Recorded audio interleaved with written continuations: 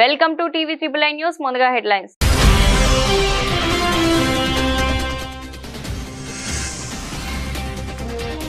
Trump కు Musk కీలక సూచన, టారిఫ్లపై తగ్గడమే మేలన్న డోస్ సారథి.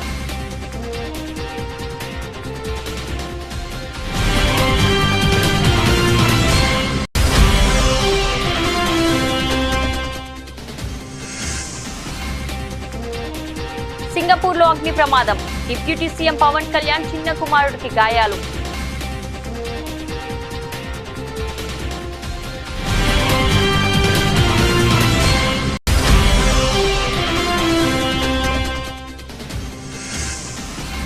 జమ్మూ కాశ్మీర్ లో అమిత్ షా సుడిగాలి పర్యటన, బార్డర్ బీఎస్ఎఫ్ పోస్టుల పరిశీలన.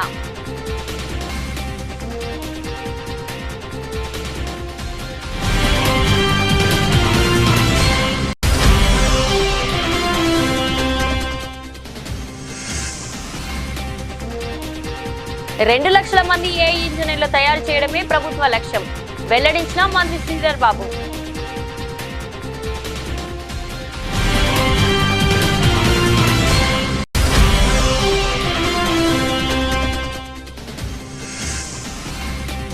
కురుబ లింగమయ్య కుటుంబాన్ని పరామర్శించిన మాజీ సీఎం వైఎస్ జగన్మోహన్ రెడ్డి. లింగమయ్య కుటుంబ సభ్యులతో మాట్లాడి వారికి ధైర్యం చెప్పిన వైఎస్ఆర్సీపీ అధినేత.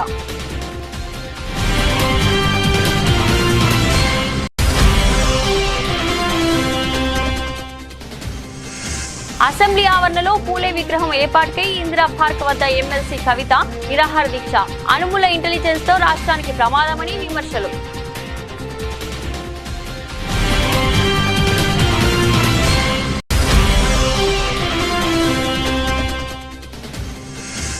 మచ్చబొల్లారంలోని హిందూ శ్మశాన వాటికను సందర్శించిన హైడ్రా కమిషనర్ రంగనాథ్. ఎట్టి పరిస్థితుల్లో డంపింగ్ యార్డ్ తో పాటు నిర్మాణాలు చేపట్టవద్దని ఆదేశం.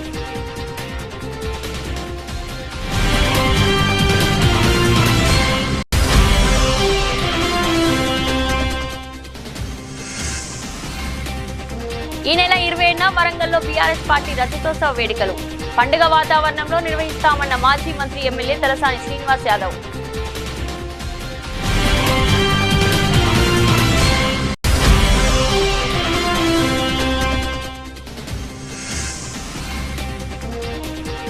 కోలుకుంటున్న ప్రపంచ మార్కెట్లు, భారీ లాభాల్లో స్టాక్ మార్కెట్లు.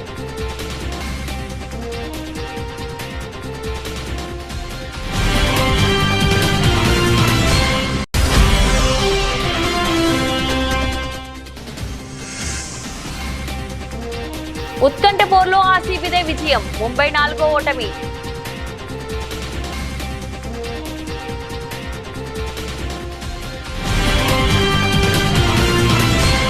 అమెరికా అధ్యక్షుడు డొనాల్డ్ ట్రంప్ విధించిన తారీఫ్లపై డోస్ సారథి టెస్లా అధినేత ఎలాన్ మస్క్ తొలిసారి స్పందించినట్లు తెలుస్తుంది.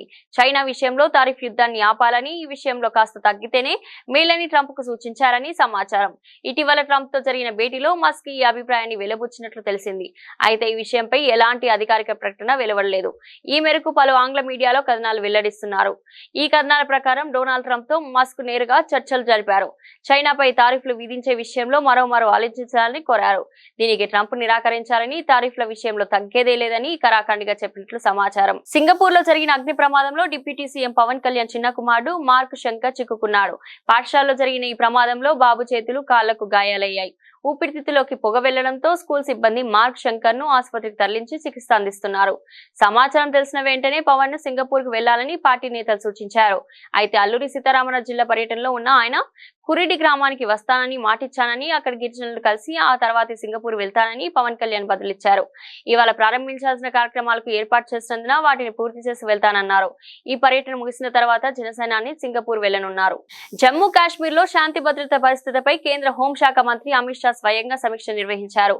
కతువాలో బీఎస్ఎఫ్ జవాన్లతో మాట్లాడారు. బుధవారం ఏప్రిల్ 9 శ్రీనగర్ లో పలు అభివృద్ధి కార్యక్రమాలను అమిత్ షా ప్రారంభించారు. శ్రీనగర్ ఎయిర్పోర్ట్ లో అమిత్ షాకు జమ్మూ కాశ్మీర్ ముఖ్యమంత్రి ఒమర్ అబ్దుల్లా ఘనస్వాగతం పలికారు. జమ్మూలోని సరిహద్దు ప్రాంతమైన కతువాలో పర్యటించారు. వాస్తవాధీన రేఖ దగ్గర బీఎస్ఎఫ్ పోస్టులను పరిశీలించారు. బీఎస్ఎఫ్ ఉన్నతాధికారులతో సరిహద్దు భద్రతపై చర్చించారు. గత కొద్ది రోజులుగా కతువా సరిహద్దు నుంచి చొరబాట్లు పెరిగాయి. అయితే ఉగ్రవాదుల చొరబాట్లను భద్రతా బలగాలు ఎప్పటికప్పుడు తిప్పికొడుతున్నారు.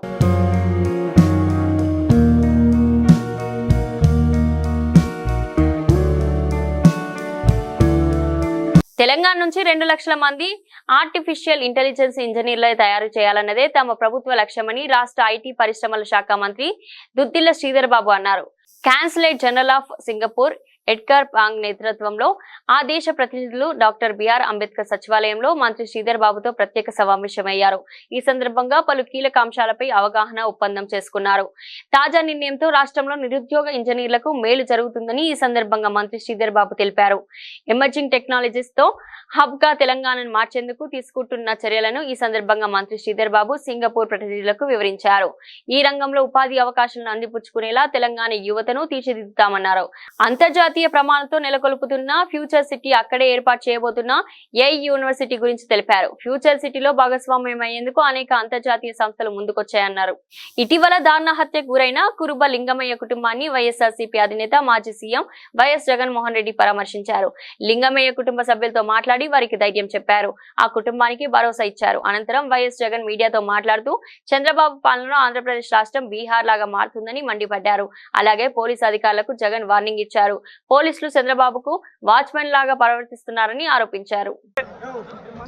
పోలీసులు ఎవరైతే చంద్రబాబు నాయుడు గారిని మెప్పు కోసం ఎవరైతే పోలీసులు చంద్రబాబు నాయుడు గారి మెప్పు కోసం ఎవరైతే వాళ్ళ టోపీ మీద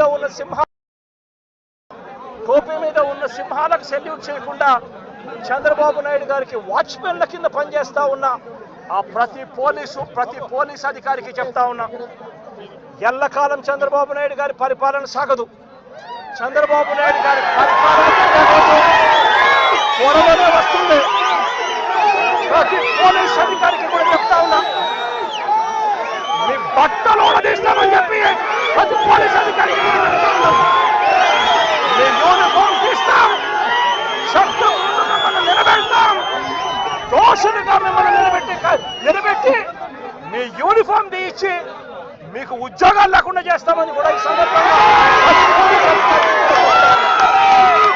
ఇప్పటికైనా చెప్తా ఉన్నా, ప్రతి పోలీస్ అధికారిలో కూడా మార్పు తెచ్చుకోండి.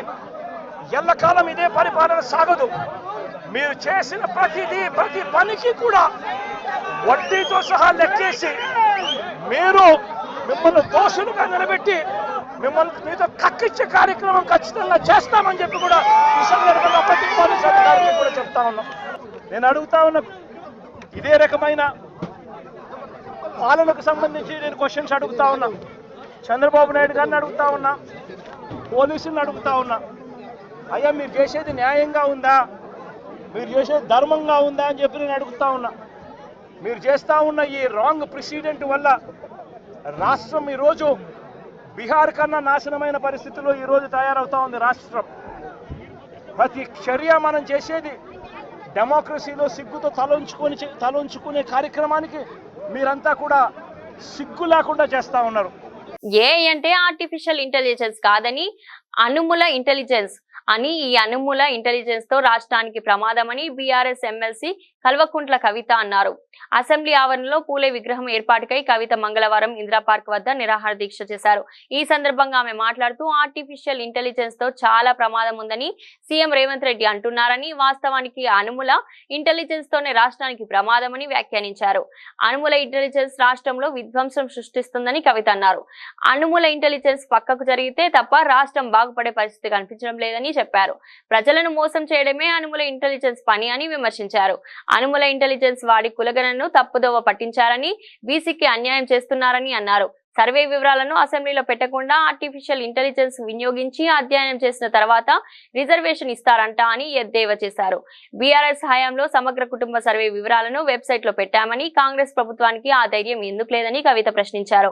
బిల్లుల ఆమోదం తర్వాత అన్ని పార్టీలకు ప్రధాని వద్దకు తీసుకెళ్తామని సీఎం అన్నారని, కానీ ఇప్పటి వరకు అఖిల పక్షాన్ని ఢిల్లీకి తీసుకెళ్లలేదని ఆరోపించారు. బీజేపీతో రేవంత్ రెడ్డికి లాలూచి ఉన్నదని, బీజేపీని కాపాడడం కోసం కాంగ్రెస్ పార్టీ ఢిల్లీకి అఖిల పక్షాన్ని తీసుకెళ్లడం లేదని ఆరోపణ చేశారు. ఆర్టిఫిషియల్ ఇంటెలిజెన్స్ తోని చాలా ప్రమాదం ఉందని హెచ్సియులో మనమేమో చేసినామని నిన్ననే మళ్ళా సీఎం గారు చెప్పిండ్రు. నాకైతే ఏమనిపిస్తుందంటే, ఇగో ఇది చూస్తుంటే ఆర్టిఫిషియల్ ఇంటెలిజెన్స్ అంటే ఏఐ అంటే ఆర్టిఫిషియల్ ఇంటెలిజెన్స్ కాదు, ఏఐ అంటే అనుమూల ఇంటెలిజెన్స్. ఏఐ అంటే అనుమూల ఇంటెలిజెన్స్.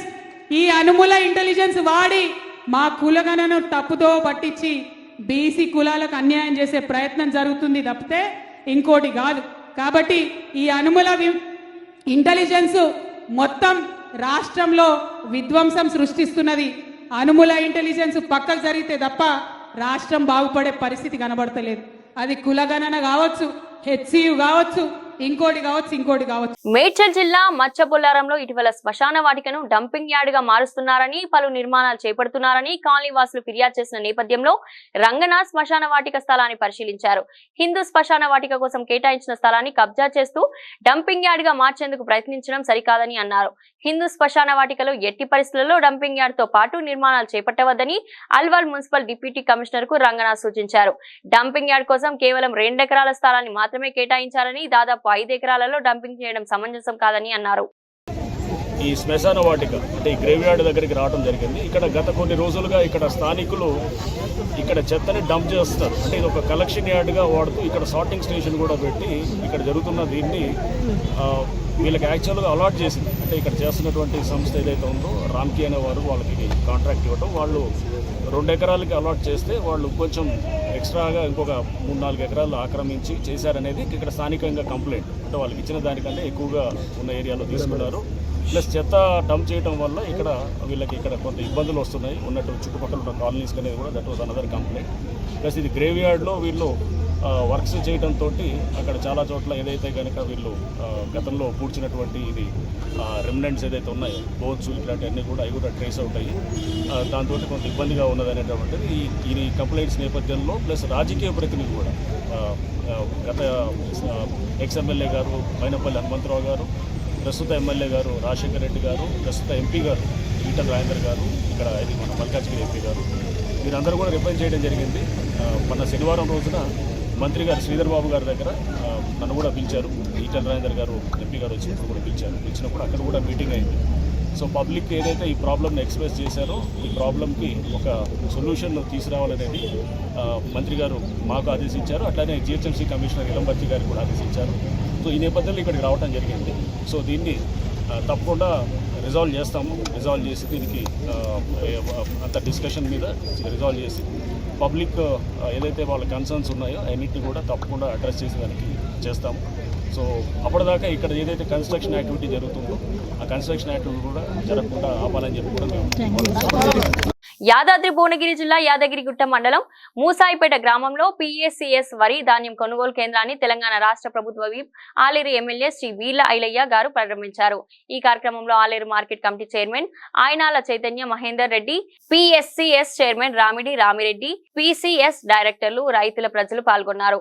ఈ సందర్భంగా ఎమ్మెల్యే వీర్ల ఐలయ్య గారు మాట్లాడుతూ మూసాయిపేట నా సొంత గ్రామం లాంటిది.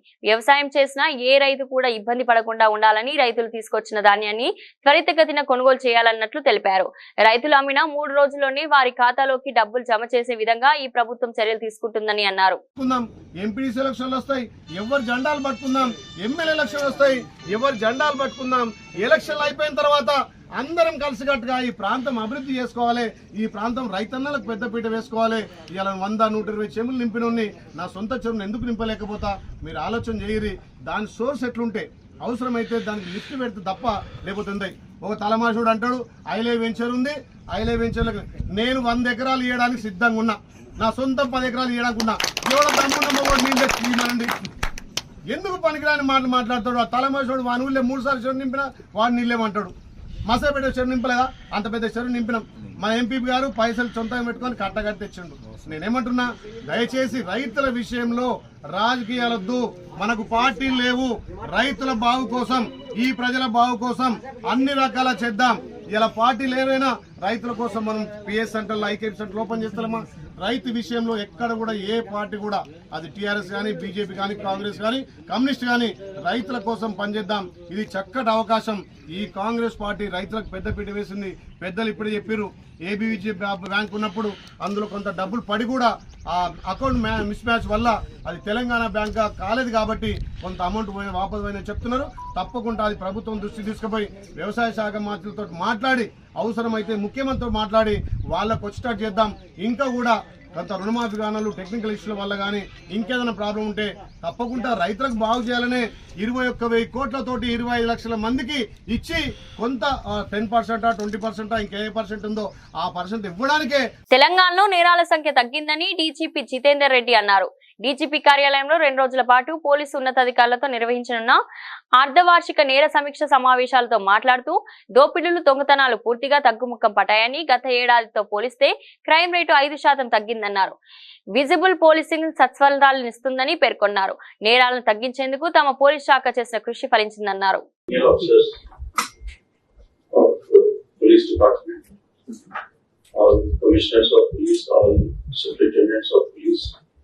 ASPs under training, all ladies and gentlemen, good morning. I welcome all of you for this second half year verification for the period July to December 24. In fact, we scheduled it in January also and February also. Somehow we could not hold it, so it is little delayed, but whatever it may be, there are a lot of other issues also to be discussed, and we need to have a policy discussion also on some of the issues. So I welcome all of you. I request all of you to be alert, and if you feel that anybody needs to take a 5 minutes break or something, they can go and come back immediately. Then we'll have discussion on almost all issues related to the police department. పండుగ వాతావరణంలో BRS party రజతోత్సవ వేడుకలు నిర్వహించనున్నట్లు మాజీ మంత్రి Sanath Nagar MLA Talasani Srinivas Yadav తెలిపారు. మంగళవారం తెలంగాణ భవన్ లో greater Hyderabad స్థాయి బీఆర్ఎస్ పార్టీ ముఖ్య నాయకుల సమావేశం మాజీ మంత్రి తలసాని శ్రీనివాస్ యాదవ్ అధ్యక్షతన జరిగింది. ఈ సందర్భంగా ఆయన మాట్లాడుతూ ఈ నెల 27వ తేదీన పార్టీ రజతోత్సవ వేడుకల సందర్భంగా అన్ని డివిజన్లలో పార్టీ పథకాలను ఆవిష్కరించడం జరుగుతుందన్నారు. పార్టీ ఆవిర్భవించి 20 సంవత్సరాలు అవుతుందన్న సందర్భంగా అదే రోజు వరంగల్ జిల్లా ఎల్కతుర్తిలో జరిగే భారీ బహిరంగ సభకు పెద్ద ఎత్తున తరలి వెళ్లనున్నట్లు చెప్పారు. బహిరంగ సభకు పార్టీ శ్రేణులను సన్నద్ధం చేసేందుకు రేపటి నుండి నియోజకవర్గ స్థాయి సమావేశాలను నిర్వహించడం జరుగుతుందని తెలిపారు. ఈ నెల 27వ తేదీన భారత రాష్ట్ర సమితి అంటే ఆ రోజుల్లో ఉన్నటువంటి తెలంగాణ రాష్ట్ర సమితి పార్టీ ఆవిర్భావం 25 వసంతాలు పూర్తి చేసుకుంటున్నటువంటి శుభ సందర్భంలో మా ప్రియతమ నాయకుడు కేసీఆర్ గారి నాయకత్వంలో మరి బ్రహ్మాండంగా 2001లో పార్టీని ప్రారంభించడమే కాకుండా 13-14 సంవత్సరాలలో తెలంగాణ సాధించడమే కాకుండా తెలంగాణ రాష్ట్ర ఆవిర్భావంతో పాటు మరి ఒక ఉద్యమ నాయకుడే రాష్ట్రానికి ముఖ్యమంత్రి కావడం, 10 సంవత్సరాల పరిపాలన ఈ దేశానికి ఆదర్శంగా రైతులు కానీ, యువకులు కానీ, మహిళలు కానీ, నిరుద్యోగులు కానీ మన గ్రామీణ ప్రాంతంలో నీళ్లు, కరెంటు లేకుండా సుమారు 65 సంవత్సరాలు ఇబ్బంది పడిన వాళ్లకు కేసీఆర్ గారి నాయకత్వం, వారికి ఉన్నటువంటి విజన్ అనేది ఏందో ఆ 10 సంవత్సరాల స్వర్ణ యుగాన్ని ప్రజలు చూసిర్రు. మరి 27వ తేదీన జరిగేటువంటి ఆవిర్భావం మా అందరికీ మా ఇంట్లో ఒక పండుగ రోజు, మా కుటుంబాలలో ఒక పండుగ రోజుగా భావించి దీన్ని బ్రహ్మాండంగా గ్రేటర్ హైదరాబాద్ పరిధి నుంచి కూడా భారీ ఎత్తున మేము అక్కడికి వెళ్ళాలనేటువంటి ఉద్దేశంతో ఈ రోజు ఒక మీటింగ్ ఏర్పాటు చేసుకోవడం జరిగింది. రెండోది రేపు ఎల్లుండి మీకు గోషామైల్ కానివ్వండి, నాంపల్లి కానివ్వండి, కార్వాన్ కానివ్వండి, అదేవిధంగా ఖైరతాబాద్ ఈ మీటింగ్లన్నీ రేపు ఎల్లుండి శ్రవణ్ గారు, కాలేరు వెంకటేష్ గౌరవ శాసనసభ్యుల ఆధ్వర్యంలో ఆ కార్యక్రమాలు జరుగుతాయి. రెండోది అన్ని నియోజకవర్గాలలో 12, 13వ తేదీన కూడా నియోజకవర్గాల్లో మీటింగ్ జరుగుతాయి. 20వ తేదీన ఈ నెల ఇక్కడనే భవన్ లో జనరల్ బాడీ మీటింగ్ జరుగుతుంది. మరి ఆ తర్వాత 27వ తారీఖున ప్రతి డివిజన్ లో కూడా జెండా ఆవిష్కరణ కార్యక్రమం చేపట్టడం, బ్రహ్మాండంగా అలంకరణ చేసుకోవడం. భారత స్టాక్ మార్కెట్లు నిన్నటి నష్టాల నుంచి క్రమంగా పుంజుకుంటున్నాయి. ఈ రోజు మార్కెట్ లో పాజిటివ్ ధోరణులు ప్రారంభమయ్యాయి. ఈ క్రమంలో సెన్సెక్స్ 1200, నిఫ్టీ 400 పాయింట్లకు పైగా లాభపడతాయి. ఆ వివరాలేంటో ఇక్కడ చూద్దాం. ట్రంప్ టారిఫ్ టెర్రర్ కారణంగా వరుసగా 3 రోజులుగా క్షీణతను చూస్తున్న ప్రపంచవ్యాప్తంగా మార్కెట్లు ఇప్పుడు కోలుకుంటున్నాయి. ఈ క్రమంలో నేడు భారత స్టాక్ మార్కెట్లు భారీ లాభాలతో ప్రారంభమయ్యాయి. సెన్సెక్స్ 1200 పాయింట్ల లాభంతో ట్రేడ్ అయింది. అదే సమయంలో నిఫ్టీ కూడా 400 పాయింట్లతో పెరిగింది. బ్యాంక్ నిఫ్టీ కూడా దాదాపు 800 పాయింట్లతో పుంజుకుంది. నిఫ్టీ మిడ్ క్యాప్ 100 కూడా 1000 పాయింట్లకు పైగా లాభపడింది. ఈ క్రమంలో మార్కెట్లో ఎక్కడ చూసినా కొనుగోలు కనిపిస్తున్నాయి. నిఫ్టీలోని 50 స్టాక్స్ అన్ని గ్రీన్ మార్కెట్ ప్రారంభమై దూసుకెళ్తున్నాయి. దీంతో అనేక మంది మదుపర్లు లాభపడుతున్నారు. ఒకప్పుడు సినీ నటిగా ఓ వెలుగు వెలిగిన అందాల రాశి రంభ పెళ్లి తర్వాత సినిమాలకు పూర్తిగా దూరం అయ్యారు. సుదీర్ఘ విరామం తర్వాత ఇప్పుడు టాలీవుడ్ లో రీ ఎంట్రీకి రెడీ అయ్యారు. ఈ నేపథ్యంలో రంభ తన భర్త ఇంద్రకుమార్ పద్మనాభంతో కలిసి తిరుమల శ్రీవారిని దర్శించుకున్నారు. రంభతో కలిసి ఫోటోలు తీసుకునేందుకు అభిమానులు పోటీ పడ్డారు. పెళ్లి తర్వాత సినిమాలకు దూరంగా ఉంటున్న రంభ ప్రస్తుతం భర్త పిల్లలతో హ్యాపీ లైఫ్ లీడ్ చేస్తున్నారు. ఇటీవల నటుడు జేడి చక్రవర్తితో కలిసి ఓ బుల్లితెర షోలో కనిపించారు రంభ. Thank you. అదే 15 ఏళ్ళు అయింది కదండి, సో మేము వాళ్ళ దర్శించుకోవాలి స్వామి వారిని అని వచ్చాము. సినిమాల రీ ఎంట్రీ గురించి ఏమైనా క్లారిటీ ఇస్తారా మేడం? చాలా మంది అయ్యయ్యో తెలీదండి, అది ఏమీ అనుకోలేదు, జస్ట్ వచ్చాను. సో ఏదైనా బెస్ట్ స్క్రిప్ట్స్ ఏమైనా వస్తే చేయడానికి రెడీగా ఉన్నారా మేడం? మంచిది, నాకు నచ్చేటి వస్తే చేస్తానండి తప్పకుండా. మేము సినిమాలోనే పుట్టి ఇక్కడే పెరిగాం కాబట్టి సో మాకు సినిమానే లైఫ్. సో మంచి క్యారెక్టర్స్ వస్తే మంచి డెఫినెట్గా నేను చేస్తాను. రీసెంట్ టైమ్స్లో ఏమన్నా స్క్రిప్ట్స్ మీ దగ్గర? నేను ఇప్పుడు దాకా ఏమీ వినలేదండి, జస్ట్ నాకు ఒక ప్రోగ్రాంలో అడిగారు కాబట్టి వచ్చాను, ఇక్కడ ఉన్నాను కాబట్టి. బట్ లేకపోతే ఇంకా ఏం అనుకోలేదు, ఏది అనుకొని రాలేదు కదండి ఫస్ట్, సో అట్లానే ఏమీ అనుకోలేదు. గత కొంతకాలంగా పైకి ఎగబాగిన బంగారం ధరలు భారీగా తగ్గాయి. ఒక్కరోజే ఏకంగా 1500 పైగా తగ్గింది. దీంతో ఢిల్లీ బులియన్ మార్కెట్ లో 10 గ్రాముల స్వచ్ఛమైన బంగారం ధర 91,450కి దిగి వచ్చింది. వారం రోజుల క్రితం ఈ ధర 93,000 స్థాయిలో ఉండగా తాజా తగ్గుదలతో 92,000 దిగువకు పడిపోయింది. ఆభరణాల వర్తకులు స్టాకిస్టులు అమ్మకాలకు మొగ్గు చూపడంతోనే పుత్తడి ధర దిగివచ్చినట్లు బులియన్ వర్గాలు తెలిపాయి. ఇక హైదరాబాద్ బులియన్ మార్కెట్ లో 10 గ్రాముల బంగారంపై 280 తగ్గి 90,380గా నమోదైంది. పసిడితో పాటు వెండి ధరలు కూడా నిన్న దిగొచ్చాయి. పారిశ్రామిక వర్గాలు నాణాల తయారీదారులు నుంచి కొనుగోలు పూర్తిగా నిలిచిపోవడంతో వెండి ధర కిలోకు 3,000 తగ్గి 92,500కు దిగి వచ్చింది. హైదరాబాద్ లో మాత్రం కిలో వెండి 1.3 లక్షలుగా ఉంది. అమెరికా అధ్యక్షుడు ట్రంప్ దెబ్బకు ఈ ఈక్విటీ మార్కెట్లు కుప్పకూలడంతో పాటు ఆర్థిక మాంద్యం భయాలు వెంటాడుతుండడంతో మదుపర్లు విక్రయాల వైపు మొగ్గు చూపుతున్నారు. ధరలు తగ్గడానికి ఇదే కారణమని మార్కెట్ నిపుణులు చెబుతున్నారు. ఇక అంతర్జాతీయ మార్కెట్ లో బంగారం ధర ఔన్స్ కు $10.16 తగ్గి 3,027 వద్ద ఉండగా వెండి $30.4 వద్ద కొనసాగుతుంది. సొంత స్టేడియంలో రాయల్ ఛాలెంజర్స్ బెంగళూరు తో జరిగిన ఐపీఎల్ మ్యాచ్ లో ముంబై ఇండియన్స్ జట్టు పరాజయం పాలైంది. చివరి ఓవర్ వరకు ఉత్కంఠభరితంగా సాగిన ఈ మ్యాచ్ లో ఆర్సీబీ 12 పరుగుల తేడాతో విజయం సాధించి 3వ విజయాన్ని తన ఖాతాలో వేసుకోగా ముంబై ఇండియన్స్ 5 మ్యాచ్ల్లో 4 ఓటములతో ప్లే ఆఫ్ అవకాశాలను సంక్లిష్టం చేసుకుంది. ఆర్సీబీ నిర్దేశించిన 222 పరుగుల లక్ష్యాన్ని ఛేదించే క్రమంలో ముంబై ఇండియన్స్ నిర్ణీత 20 ఓవర్లలో 9 వికెట్లు నష్టపోయి 209 పరుగులు మాత్రమే చేయగలిగింది. గతంలో 219 పరుగుల లక్ష్యాన్ని ఛేదించిన ముంబై ఈసారి మాత్రం 222 పరుగుల లక్ష్యాన్ని ఛేదించలేక చితికిలపడింది. రోహిత్ శర్మ 17 మరోమారు నిరాశపరిచాడు.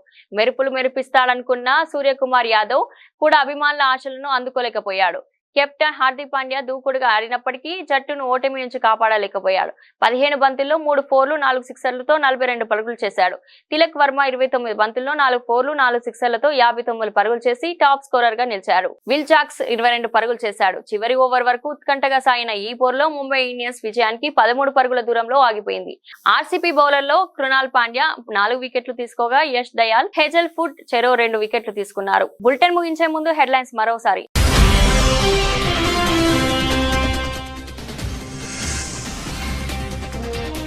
ట్రంప్ కు మస్తు కీలక సూచన, టారిఫ్లపై తగ్గడమే మేలన్న డోస్ సారథి.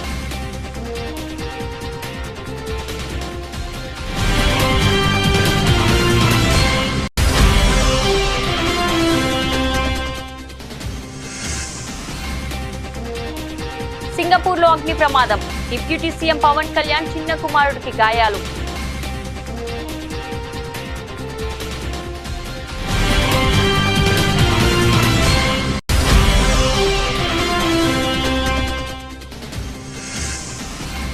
జమ్మూ కాశ్మీర్ లో అమిత్ షా సుడిగాలి పర్యటన, బార్డర్ బీఎస్ఎఫ్ పోస్టుల పరిశీలన.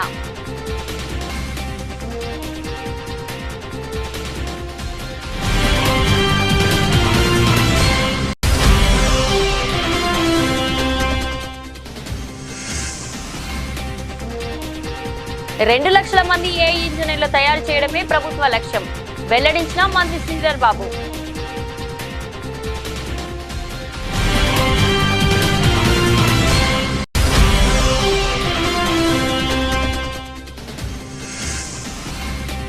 కురుబ లింగమయ్య కుటుంబాన్ని పరామర్శించిన మాజీ సీఎం వైఎస్ జగన్మోహన్ రెడ్డి. లింగమయ్య కుటుంబ సభ్యులతో మాట్లాడి వారికి ధైర్యం చెప్పిన వైఎస్ఆర్సీపీ అధినేత.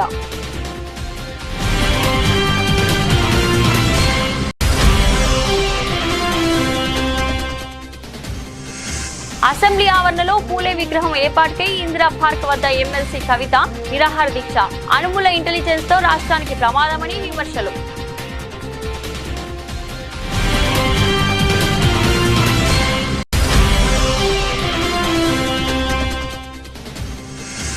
మచ్చబొల్లారంలోని హిందూ శ్మశాన వాటికను సందర్శించిన హైడ్రా కమిషనర్ రంగనాథ్. ఎట్టి పరిస్థితుల్లో డంపింగ్ యార్డ్ తో పాటు నిర్మాణాలు చేపట్టవద్దని ఆదేశం.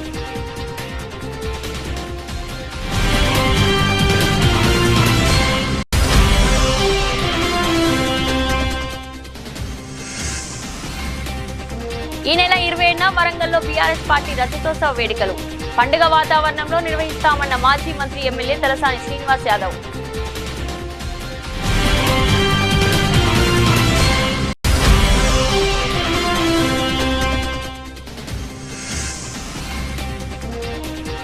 కోలుకుంటున్న ప్రపంచ మార్కెట్లు, భారీ లాభాల్లో స్టాక్ మార్కెట్లు.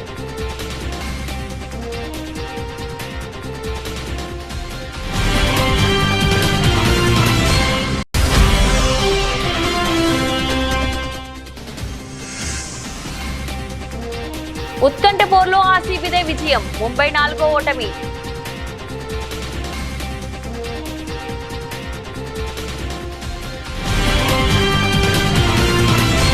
ఇది ఈ రోజు బులెటిన్. మరో బులెటిన్ లో మళ్ళీ కలుద్దాం. అంతవరకు సెలవు.